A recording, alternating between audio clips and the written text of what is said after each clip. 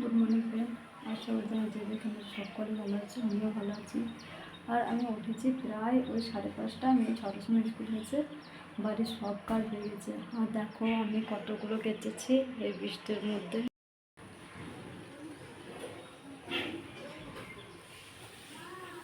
এগুলো সব কেচেছি, আর একটু ওয়াশিং মেশিনে আমি শুকিয়ে নিয়েছি, তাই তাড়াতাড়ি একটু শুকিয়ে যাবে।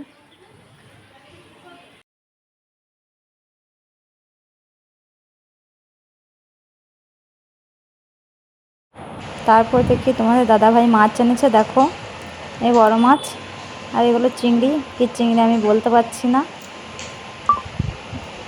তো মেয়ে স্কুল থেকে চলে এলো, তবে একটু খেয়ে নেব। আজকে টিফিনে দেখো পরোটা, আলু ভাজা আর বোঁদে। অল্প করে বোঁদে নিয়েছি, খাই না তার জন্য অল্পই নিয়েছি।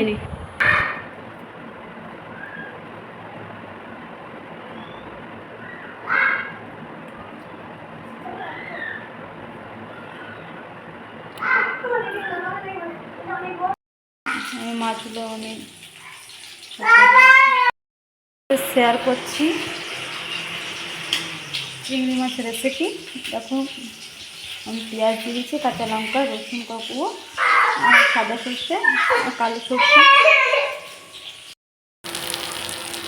এটা পটল চিংড়ি হচ্ছে, দেখো চিংড়ি মাছগুলো দিয়ে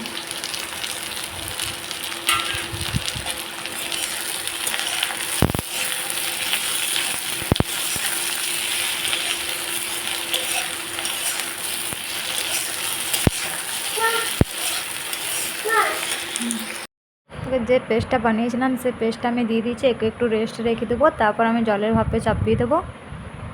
ওই 25 মিনিটের মতন হবে। দেখো আমার কিন্তু এই রেসিপিটা হয়ে গেছে, চিংড়ি মাছের ভাপা। দেখো কেমন হয়েছে। এটা আমি প্রথমবার বানিয়েলাম। দেখো মাছের ঝোল, পটল চিংড়ি, মাছের তেল, পেঁয়াজ দিয়ে ভাজা।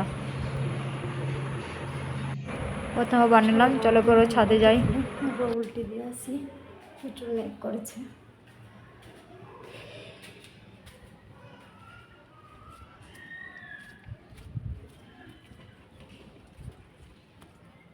ছাদে চলে এসছি।